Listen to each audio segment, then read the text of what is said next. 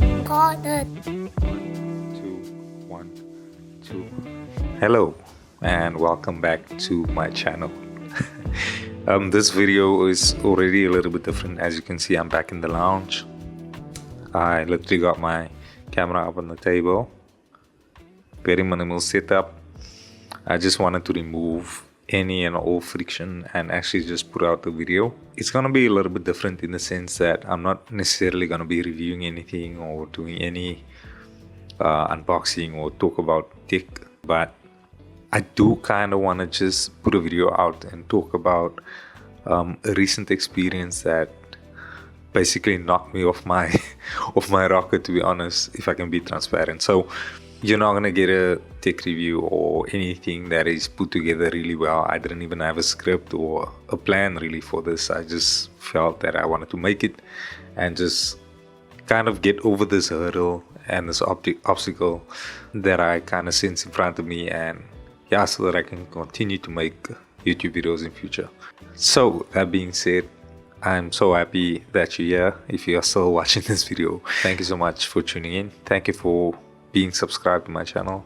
Really appreciate it. So what are we talking about today? Well, it is April 2024 currently, and I want to talk about my December period. Generally, December periods are freakishly busy in my field of work. People come down and visit their families. People get married a lot in December, and yeah, business is generally booming, which is always a plus. So before we get into that season, I always do some prep work beforehand. I make plans with my family after that season has passed, and yeah, that's now besides the Christmas day, and there's one other day in December that I know is a very popular holiday, but New Year's Eve. How could I forget that? So besides those 2 days, most of my days are crazy. It's booked, and I'm here for it. I mean, I'm prepped for it. I'm always running, gunning. I'm pretty much under pressure all the time, but I make it work, And this last December 2023 was no different. It was a very, very busy season for me, and I was just so grateful to have the business and have people trust, in my product enough to, invest their hard-earned money into it. And of course, people have expectations, and that's fair. You exchange money for service. Great stuff. So all was good and well. I did quite a lot of family shoots and a few weddings in December, and they were pretty great. Like, I'd say I always go into my shoots mentally preparing myself, praying that I get to, just being thankful that I get to do what I do, and praying that my client will have a great experience and that we will create a great product together, because at the end of the day, it is kind of like a give and take situation. Anyway, everything went well. People were happy with their shoots. People were happy with the galleries I delivered to them. I was just getting booming reviews like throughout, and sure, things were just going well until until I got like an email that really knocked me off my momentum, this momentum that I was having throughout DC. I got an email from a client who was not happy, and this client was just digging into me, like almost talking to me as if I was like a machine and not a person, and granted, I understand if people are unhappy, by all means, how can we fix it? How can I do better? Or is it maybe some misunderstanding? Did you expect something that you shouldn't have, or did you expect something fairly and I didn't deliver it? Cool, that happens, dude. This is like none of that. This was more to do with the product itself, the photos I delivered, and the client felt like I don't even want to go back into the email now, but it was very lengthy, and very like, no, I did not capture their vision at all, and they are so disappointed in the images they got. And I think any creator really can relate to me feeling a certain way about that, because whatever you put out there, the product you put out, it's kind of like your baby, you know. So if somebody says, "Hey, your baby is," granted, they might be, their criticism might be warranted. But this was more of a subjective kind of opinion, you know, like I didn't like your work.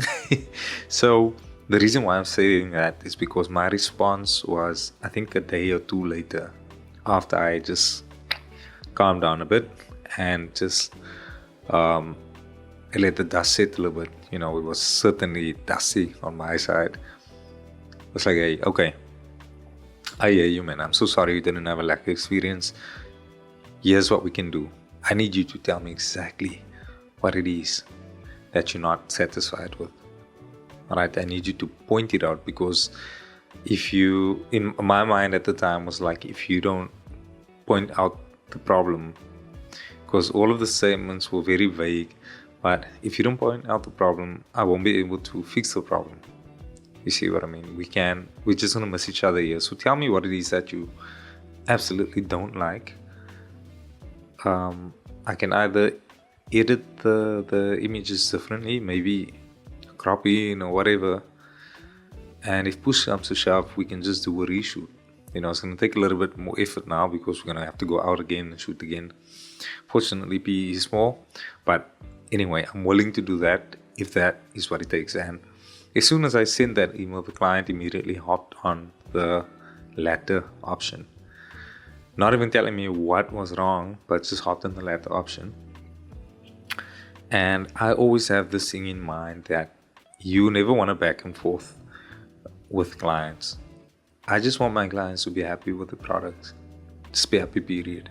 I don't want to back and forth, because at the end of the day, I feel like whether you are right, the business, right or wrong, it's just going to have a bad look on you at the end of the day. So I figured, hey, listen, you want to do reshoot? Cool. I still need to know what was wrong. And the client ended up using words like, or phrases like, you just need to capture that moment, and just the right moment, implying that I must just spray and pray. Like, if they pose, I must just spray and pick one. That's right. And that's just not how I do my work. I do take multiple images, and yeah, out of them, I'll deliver the best. But I'm not going to just take 1,000 images of one frame and sit here with a culling nightmare at the end of the day. So it's like, no, tell me what it is that you want. Okay, we want this in front of this.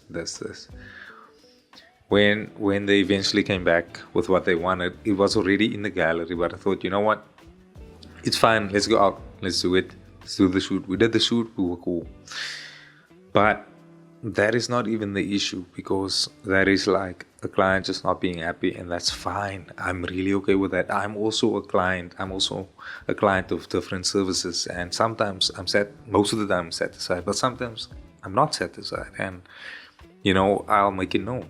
So I understand that, being on the receiving end, I can deal with that.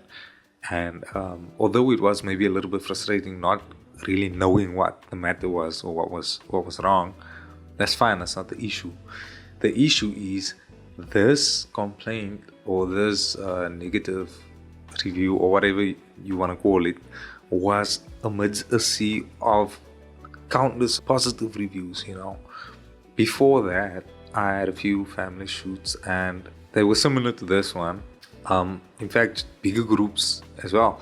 And everybody was just raving. Everybody was just happy. I'm like, yes, man, this is exactly what I want. You know, my clients are happy. They can use these images for years to come. You know, it's good memories. Cool. They're happy. I'm happy. And this came on the back of that. And I was like, sure, didn't I drop the ball here? Let me go and review. And I promise you, this was the first time I got like a response like that.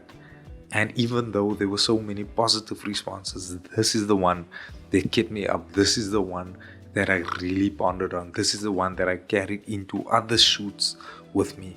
So when I did other shoots, I'd find after this now, I found that my confidence took such a huge freaking dip, and right now as I'm speaking to you, I have the benefit of hindsight. Like, I can kind of assess the whole situation now and see it for what it is. And I promise you, like, it affected my work and my approach to photography so greatly that some things that I used to do, that I used to be on top of, just completely fell through the cracks. I didn't have the confidence that I once had. I stopped posting to social media entirely for a while, and I almost had this don't care attitude concerning my work. Well, I wouldn't say that.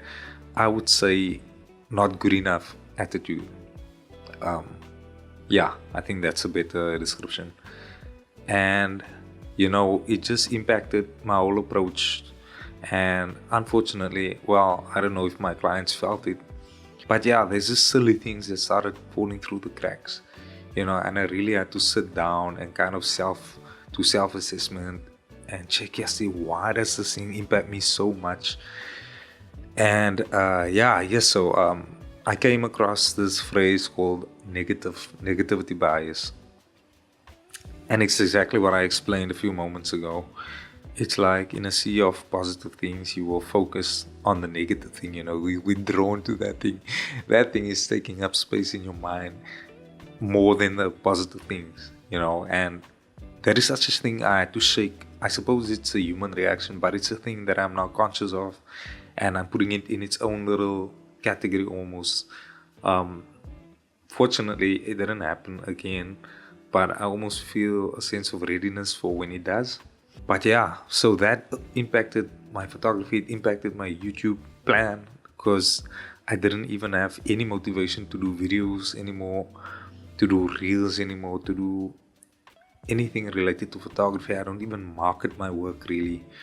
So much so that one client implied that I didn't want to post the images, like in a roundabout way. But it really was not that. I just wasn't feeling any sense of confidence in my work, even though people around me were telling me otherwise. It was just something internally that I had to deal with, and that was only because of like one comment, one email, and one bad experience from a client. I don't know where I was going with this. I just felt like maybe if I do this video, I can kind of get over this hurdle and then get back on my plan to make videos in future. But anyway, that's where I'm at. That's where I was. And I'm hoping to do more of these. Maybe not this mini podcast ones, but just get back into the tech reviews and unboxings and what have you. Share some good work. Yeah, but if you listen all the way to the end, I really appreciate you. I know TikTok has greatly impacted our attention span, so if you listen through those whole, I don't know how many minutes it will be, thank you so much. You may as well just like the video, right? Hint, hint, nudge, nudge. I'll see you in the next one.